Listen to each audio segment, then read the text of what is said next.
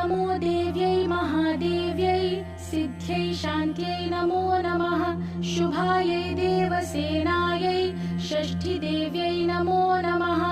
वरदायै पुत्रदायै धनदायै नमो नमः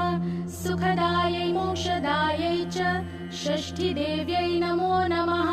शक्तिषष्ठीस्वरूपायै सिद्धायै च नमो नमः मायायै सिद्धयोगिन्यै षष्ठीदेव्यै नमो नमः परायै पारदायै च